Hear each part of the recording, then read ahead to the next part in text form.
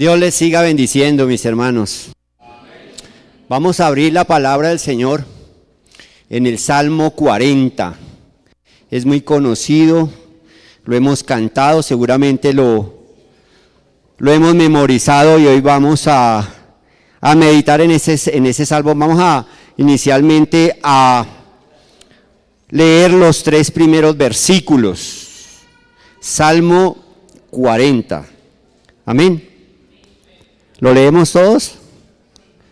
Amén.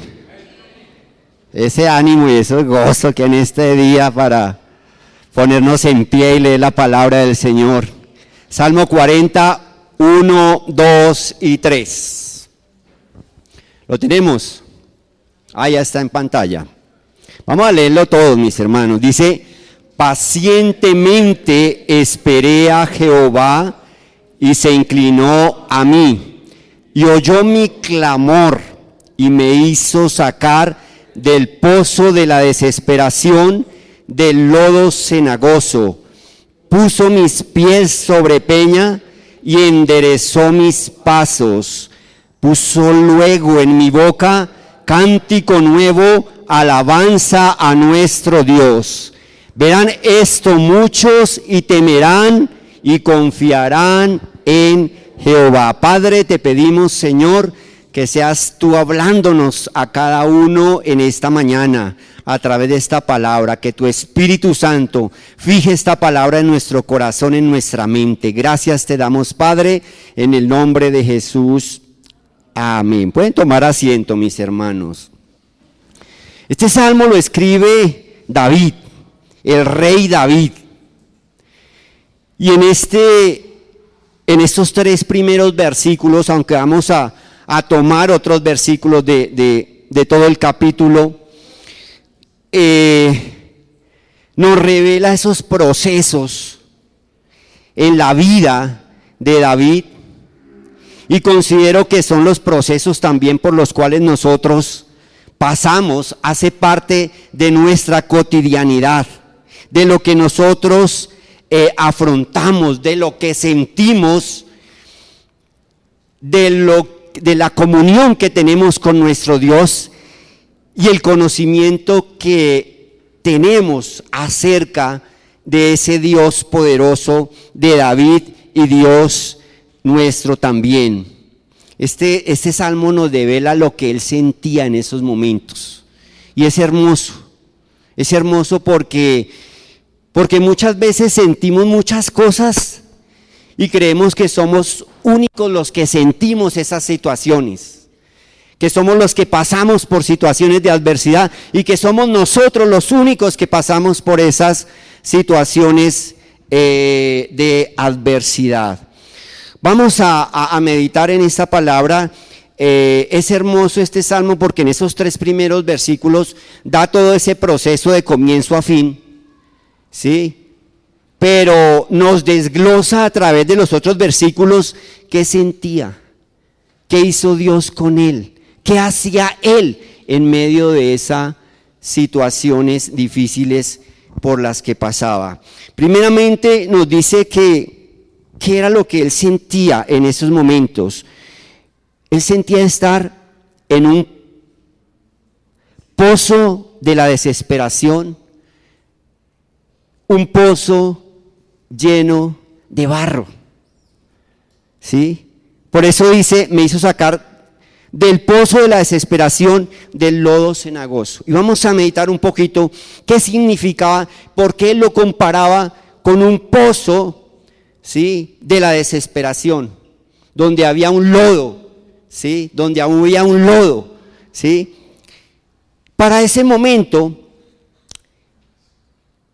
ese pozo se usaba como cisterna, donde no tenía agua sino barro. Eso lo empotraban en la tierra, ¿sí? Era algo profundo y se llenaba de barro. Era utilizado para los reos de guerra, y la lluvia caía, y entre más caía la lluvia, pues el barro se iba acrecentando, aumentando, y allí era enviada aquella persona. No había lugar a descanso, el que estaba allá.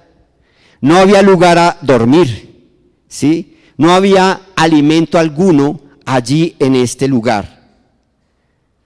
Y en ese lugar así se sentía David en medio de su situación de adversidad. Imagínense ustedes, lo enviaban allí a ese lugar, ¿sí? La persona caía y empezaba a sentir que el barro iba creciendo y que él se iba a asfixiar porque no iba a poder sacar su cabeza para poder respirar. Recordemos nosotros que a Jeremías lo enviaron también a un lugar de estos. Jeremías capítulo 38, ¿sí? Cuando Jeremías profetiza lo que iba a suceder con ese pueblo de Dios y que iba a venir de Babilonia Nabucodonosor y los iba a llevar cautivo a ese lugar. Y por decir las verdades, el rey Sedequías le dice a la gente, a su pueblo, hagan lo que quieran con Jeremías, ¿sí? Hagan lo que quieran. Dice en 38, dice, y dijo el rey Sedequías, he aquí que él está en vuestras manos, pues el rey nada puede hacer contra vosotros. Entonces tomaron ellos a Jeremías y lo hicieron echar en la cisterna de Malquías, hijo de Amelé, que estaba en el patio de la cárcel, y metieron a Jeremías con sogas, y en la cisterna no había agua, sino cieno, y se hundió Jeremías en el cieno. En el barro. Y él podía decir, pero yo no debo nada, yo estoy aquí por decir la verdad, por revelar lo que Dios me ha dicho que hable al rey Sedequías, por su maldad, por su dureza de corazón. Así se sentía David, como si estuviera allí en ese lugar. En el Salmo 69, también en otra situación que él tenía, hace esa misma ilustración de cómo se sentía en esa dificultad. Dice, sálvame, oh Dios, porque las aguas han entrado hasta el alma. Estoy hundido en cieno profundo, donde no puedo hacer pie. ¿Sí? Donde ya sus pies estaban allí en esa cisterna y él no tocaba el piso, sino que tenía que impulsarse para poder respirar. Hermanos, ¿no nos ha pasado eso a nosotros? Que pasamos por situaciones donde no podemos dormir, no podemos comer. Nos vemos que como que el barro va subiendo y no podemos nosotros respirar, y que va a ser ese momento en que vamos a fenecer allí en este lugar. Llegan los exámenes médicos y nos dicen los médicos, esto es delicado. Y empezamos a sentir lo que sentía David. Aquel familiar que partió, que amábamos tanto, y un momento a otro dado se fue. Y como que sentimos nosotros esa angustia, ese miedo, ese temor, todo esto que sobrelleva. El trabajo se acabó muchas veces, ¿cierto? Nos dijeron ya no más, ya no va más. El esposo que llega a la esposa y le dice, ¿sabe qué? Se me acabó el amor. Dejo los hijos, dejo la esposa, dejo todo. ¿Y sucede o no sucede? Claro que sucede. ¿Sí? Veía yo los informes de la ansiedad en nuestro país y en el mundo entero y en Estados Unidos, y esas estadísticas van al crecimiento, ¿sí? Del temor y la ansiedad. El temor y la ansiedad. Y ve uno a David como que dice, bueno, Señor, no pasaba él por momentos fáciles. Cuando uno dice, oiga, rey, y David con todo ese su poder, ¿sí? Y creería uno que era un rey, una familia, pues muy bonita, ¿no? Como muchas veces se hace reflejar que la familia es muy bonita.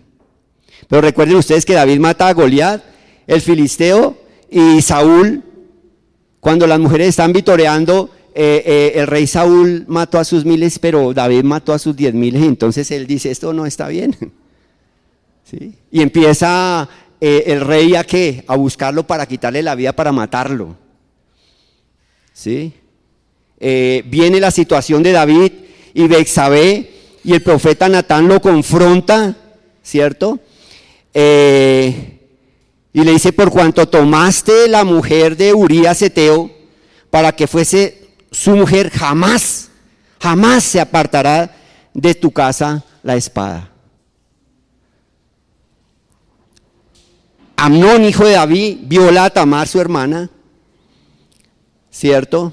Hermana de Absalón, hijo de David. Y Absalón da la orden de matar a su hermano Amnón. Y qué familia tan bonita. Absalón se subleva más adelante contra su padre David y busca quitarle la vida. Pero muere Absalón en manos de Joab, el ejército del rey, y todo eso lo asumía David. Y por eso escribe estos salmos, donde nos da a entrever lo que él sentía y por lo que pasaba. Hermanos, no somos nosotros los únicos que pasamos por esas situaciones. No es una sola vez, son muchas veces por las que pasamos nosotros.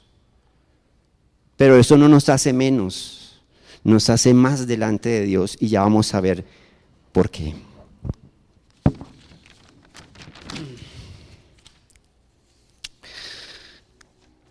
¿Qué hizo David en este lugar? Lo primero que nos dice es el verso 1, dice, pacientemente esperé a Jehová. Pero ¿cómo se le ocurre decir que sintiéndose como él se estaba sintiendo, pudo decir, pacientemente esperé a Jehová? ¿Sabe por qué? La respuesta está en el versículo 4. Bienaventurado el hombre que puso en Jehová su confianza. ¿Y qué dice? Y no mira a los soberbios ni a los que se desvían tras la mentira. Bienaventurado que pone en Jehová su confianza y no echa mano de cosa diferente, ¿sí? A la soberbia, a la mentira, a todo lo que, los atajos que el hombre nos coloca cuando estamos en esas situaciones. No, él no echó mano de eso. Él pacientemente esperó a Jehová. ¿Por qué? Porque su confianza estaba puesta en el Señor. Plenamente su confianza estaba puesta en el Señor. Cuando uno mira el Salmo 3, cuando lo estaba persiguiendo a Absalón, su hijo, para quitarle la vida, para matarlo, ¿sí? Él dice, tú Jehová eres escudo alrededor mío, mi gloria y el que levanta mi cabeza. Y saben, para poder tener esa confianza que él tenía y poder decir pacientemente esperé a Jehová y él se inclinó hacia mí, él tenía que tener un pleno conocimiento acerca de lo que era su Dios. Y aquí lo está confesando. Señor, tú eres mi escudo alrededor mío, mi gloria, y eres el que levanta mi cabeza. No es el hombre, no son los buenos deseos, no es mi actitud, es lo que hace Dios en mí. Pero para eso tengo que conocerlo, para eso tengo que confesarlo, para eso tengo que vivirlo y poder decir en medio de la persecución de su hijo para matarlo, yo me acosté y dormí y desperté. ¿Por qué? Porque me eché una pastilla y me dormí. Porque troté todo el día y llegué cansado. No. ¿Qué dice? Porque Jehová me sustentaba. Y en el 5:11 dice, pero alégrense todos los que en ti, ¿qué? Confían. Alégrese todos los que en ti confían. Den voces de júbilo para siempre, porque tú los defiendes. Hermanos, nosotros podemos pasar por esa clase de situaciones y pasamos por esa clase de situaciones. Y es la forma como asimilemos la situación en ese momento. ¿Y a quién acudamos nosotros? La confianza de nosotros está plenamente puesta en el Señor. ¿O está en mis habilidades, está en mi conocimiento, está en mi forma de salir de las situaciones? Hermanos, esa confianza debe estar puesta en nuestro Señor. David decía en el Salmo 56:3, en el día en que temo, yo en ti confío. Entonces él esperaba, él confiaba. Él conocía a Dios, sabía quién era Dios, su refugio y quien levantaba su cabeza. ¿Qué más hacía David en esos momentos? El Salmo 69 nos lo dice también. En el verso 10 dice, lloré afligiendo con ayuno mi alma. Lloré afligiendo con ayuno mi alma. En el verso 11 dice, puse además cilicio por mi vestido y vine a hacerles por proverbio. Lloraba, gemía, ayunaba, se humillaba delante de Dios. El cilicio era lo que ellos se untaban y el vestido que colocaban para humillarse delante de nuestro Dios. Y mira el verso 13, algo especial que tiene que ver con cada uno de nosotros y con ese clamor que elevamos nosotros en medio de nuestras situaciones de adversidad. Mira lo que dice el verso 13. Dice, pero yo a ti oraba, oh Jehová. ¿Cómo oraba él? ¿Qué dice? Al tiempo de tu buena voluntad. Ay, hermanos, ¿cómo es nuestra oración delante de Dios? ¿Cómo es mi clamor? ¿Cómo es mi gemir delante de Dios en esos momentos de dificultad? En esos momentos en que nos sentimos allí en ese lugar, en esa cisterna donde el barro va creciendo y no podemos nosotros respirar. Al tiempo de tu buena voluntad. Oh Dios, por la abundancia de tu misericordia, por la verdad de tu salvación, escúchame. Lloraba, se humillaba, oraba al tiempo de tu buena voluntad. ¿Sí? Y en el 14 le decía, sácame del lodo y no sea yo sumergido, sea yo libertado de los que me aborrecen y de lo profundo de las aguas. Era el clamor de él. Y es nuestro clamor. Y es lo que sentía él y es lo que sentimos nosotros.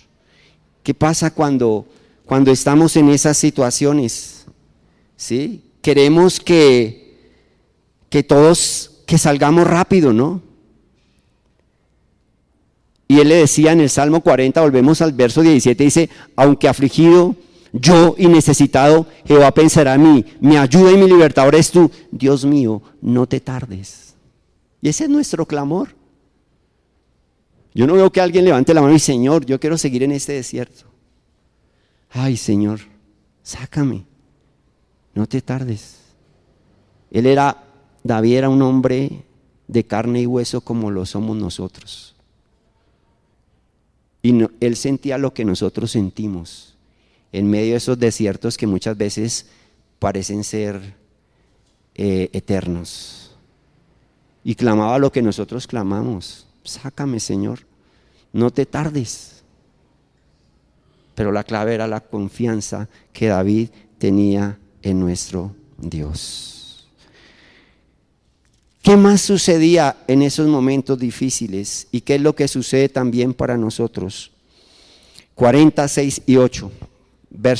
Capítulo 40, Salmos, versos 6 y 8. Dice, sacrificio y ofrenda no te agrada. ¿Quién estaba escribiendo esto? David. Sacrificio y ofrenda no te agrada. Has abierto mis oídos, holocausto y expiación no has demandado. Entonces dije, he aquí vengo, en el rollo del libro está escrito de mí, el hacer tu voluntad, Dios mío, me ha agradado, y tu ley está en medio de mi corazón. ¿No reconocen esos versículos? ¿No reconocen esos versículos? ¿No ven algo especial en esos versículos? Hermanos, estaba siendo Cristo revelado en medio de su adversidad. Es un salmo mesiánico. Estaba revelando a Cristo. El escritor de Hebreos retoma esos versículos en Hebreos 10, 5 al 7, leámoslos.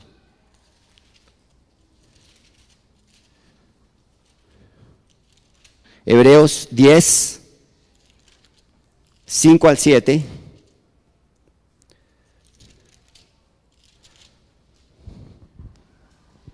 Está hablando de Cristo.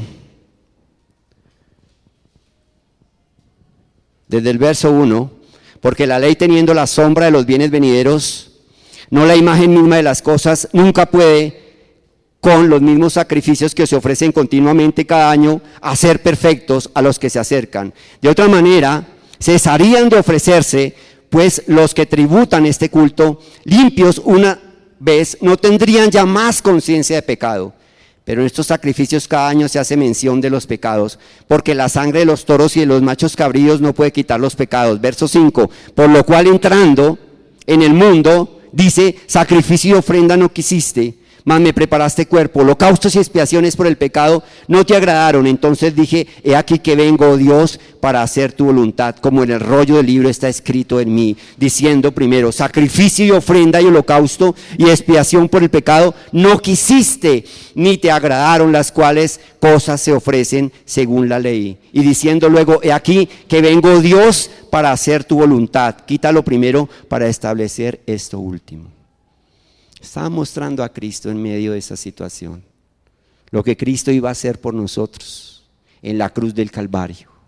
Y sabe que es hermoso, porque cuando estamos en medio de esas situaciones, está Cristo con nosotros. Es su presencia. Y no solamente lo vemos nosotros en el Salmo 40, sino en el mismo Salmo 69, ¿cierto? También se hace esa revelación de Cristo, ¿sí? A través de David, a través del Espíritu Santo, dándole a David esa revelación en el 69, 21. Dice, me pusieron además y él por comida, y en mi sed me dieron a beber vinagre. ¿Quién lo estaba diciendo ahí? Lo estaba escribiendo David. En ese Salmo 69, donde empieza, sálvame, oh Dios, porque las aguas han entrado hasta el alma. Y fue lo que sucedió con el Señor Jesús, cuando le dieron a beber. En Mateo capítulo 27, verso 48.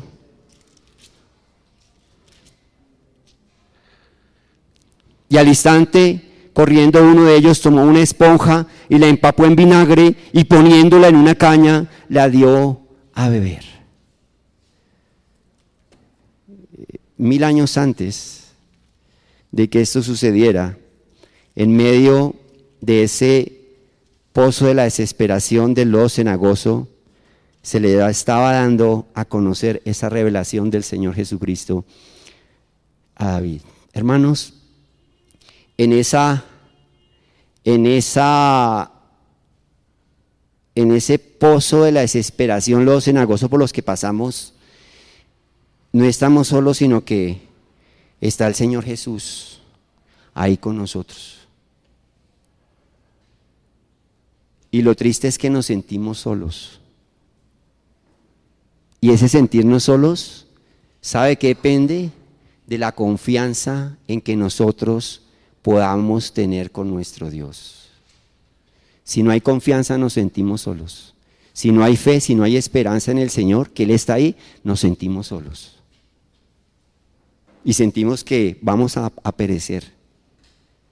Y muchas veces salen esas frases tristes que decimos, Señor, como la frase del profeta Elías, me prefiero, Señor, que me quites la vida, ¿no? Y el Señor mirándolo ahí, ay, Dios mío.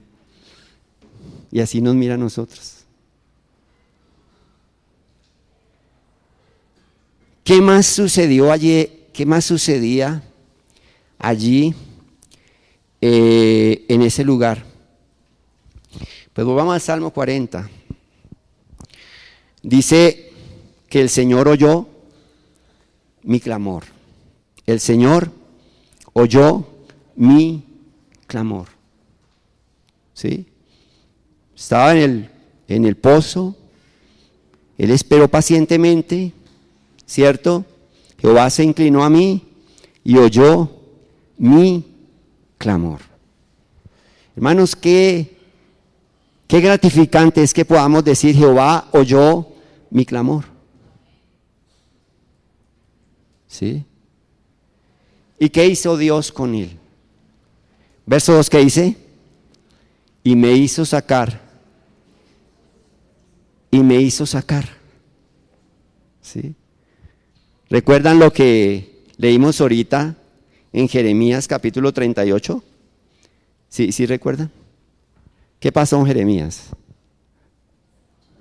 Lo echaron allá a la cisterna, ¿cierto? ¿Se quedó allá Jeremías? Dice, y oyendo Ebed-Meled, hombre etíope, eunuco de la casa real, que habían puesto a Jeremías en la cisterna, y estando sentado el rey a la puerta de Benjamín, Ebed-Meled salió de la casa del rey y habló al rey diciendo, mi señor el rey, mal hicieron estos varones en todo lo que han hecho con el profeta Jeremías, el cual hicieron echar en las cisternas, porque allí morirá de hambre, pues no hay más pan en la ciudad. O sea, el que está en la cisterna y se queda en la cisterna, ¿qué sucede? Se muere. Es así de sencillo. Hermanos, el que pasa por esa situación de adversidad, ¿sí? Y no clama, y no espera, y no ayuna, no gime, no ora conforme a la voluntad del Señor, ahí se queda. Pero viene lo hermoso. ¿Qué dijo David? Me hizo sacar. ¿Sí? ¿Qué hizo el rey acá? Versículo 10. Entonces mandó el rey al mismo etíope, Ebed-Melec, diciendo, toma en tu poder 30 hombres de aquí y a sacar al profeta Jeremías de la cisterna antes que muera. ¿Cuántos más? Yo decía, yo meditaba en esto y el Señor me tocaba mucho el corazón. Porque es que no mando a uno, no mando a dos. ¿Mando cuántos? Hermanos, Dios manda cientos para sacarnos de ese lugar. No manda uno, no se queda corto. Mandó a 30 para sacarlo de ese lugar. Hombres de aquí, y a sacar al profeta Jeremías de la cisterna antes que muera. Y tomó Ebed-Melec en su poder a los hombres y entró a la casa del rey debajo de la tesorería y tomó de allí trapos viejos y ropas raídas y andrajosas y los echó a Jeremías con sogas en la cisterna.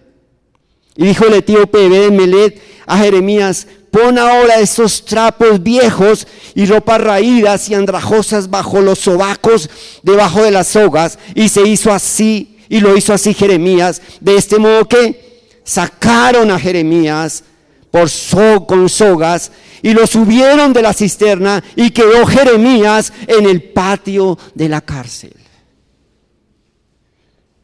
Hermanos, no hay otra salida. La salida viene de arriba. La salida viene de nuestro Dios. La habilidad, la orden la da Él de que salgamos nosotros de esa cisterna en la cual sentimos que estamos. Pero no nos sintamos solos. Pacientemente espera a Jehová y Él se inclinó a mí. Oyó mi oración.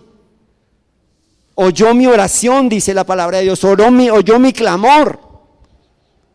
El enemigo quiere que nos quedemos en medio de esas situaciones donde no demos un paso, donde no nos movamos, donde no hagamos nada, donde todo nos da miedo, donde todo nos da temor. Pero él podía decir en medio de esas situaciones: yo me acosté, dormí, desperté. ¿Por qué? Porque ahí estaba el Señor. En paz me acostaré, así moriré, por eso tu Señor me haces. Hermano, todo esto nos lleva a ¿qué? A la presencia de nuestro Dios. Todo esto nos lleva a ¿qué? A que en Él está la salida. Todo esto nos lleva a ¿qué? A poner nuestros ojos en Él. Todo esto nos lleva a ¿qué? A poder doblar rodilla. Todo esto nos lleva a ¿qué? A esperar el momento en que Él da la orden, en que salimos de ese pozo de la desesperación. Y eso no solo salimos, sino dice: puso mis pies sobre peña, ¿y qué? Y enderezó mis pasos. Todo lo que debía ser en nosotros, transformado, cambiado, alineado conforme a su voluntad, Él lo hace en medio de esos pozos de la desesperación, de ese lodo cenagoso que pensamos que nos va a quitar la vida. ¿Pasamos por eso, hermanos? ¿O soy solo yo? Pasamos, pero salimos en la bendición de nuestro Dios. ¿Cómo termina ese proceso? Puso luego en mi boca cántico nuevo, alabanza a nuestro Dios. Acción de gracias a nuestro Dios, adoración, alabanza. Verán esto muchos y temerán, ¿y qué?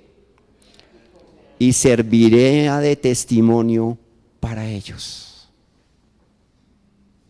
Porque dice: verán esto muchos y temerán y confiarán en Jehová.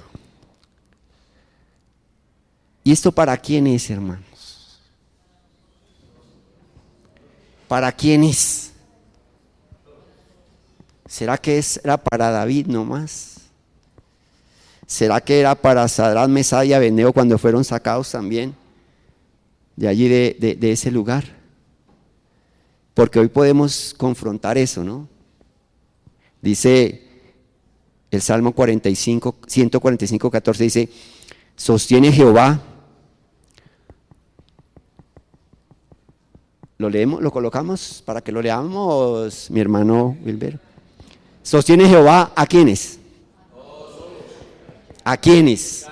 Excluye, mis hermanos, excluye hombres, mujeres, niños, razas, excluye. Y en esos todos, ¿quiénes estamos, hermanos? Yo también, hermano Joaquín también está, hijo también, los dos hermanos estamos ahí. Todos mis amados hermanos. ¿Y qué? ¿Levanta a quién? A todos. Hermano, eso se cumple. Son las promesas de nuestro Dios. Es lo que Él quiere dejar en nuestro corazón, en nuestras vidas, porque pasamos por esas situaciones. Vivimos eso, mis amados hermanos. No nos hace menos. No nos autoflagelemos cuando pasamos por esa situación y digamos: pero ¿por qué a mí? Sí, puso mis pies sobre peña. Él quiere que nosotros pisemos firme. Enderezó mis pasos. Si hay algo en mí que deba hacer, transformado, cambiado. Esos son los momentos en que el Señor utiliza para poder transformar y cambiar todo eso que necesita ser cambiado y transformado, para hacer esas criaturas conforme a voluntad de nuestro Dios. Vamos a orar al Señor, mis hermanos.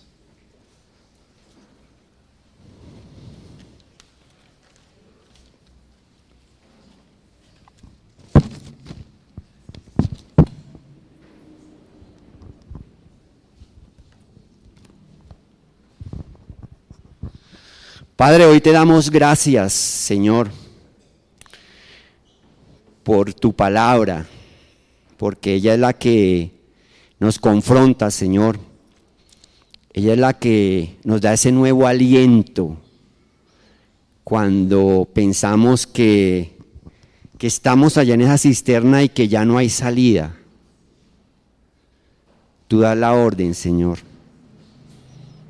como lo hiciste con Jeremías. En cada situación que pasó David, en medio de una familia difícil, hoy en medio de un mundo convulsionado, de una sociedad convulsionada, Señor, tú estás ofreciéndonos esas promesas, ofreciéndonos esa mano tendida de Dios Todopoderoso para dar esa orden y que salgamos de esas situaciones, Señor. No son eternas, no son por toda la vida, tienen fin, tienen caducidad, y esa orden la das tú, Señor amado. Que podamos poder decir esas mismas palabras del rey David, Señor amado, pacientemente, Señor, esperé a Jehová. Pacientemente, Señor amado. Toma nuestra vida, toma nuestro ser en esos momentos de caos que llegan, Señor, inadvertidamente, Padre, y quisiéramos, Señor, no estar más aquí en esta tierra, Dios del cielo. Danos la luz de tu Espíritu, Señor, y la fe necesaria para mantenernos firmes en esos procesos por los cuales tenemos que pasar. Gracias te damos, Padre. En el nombre de Jesús, amén. Dele un aplauso al Señor, hermano.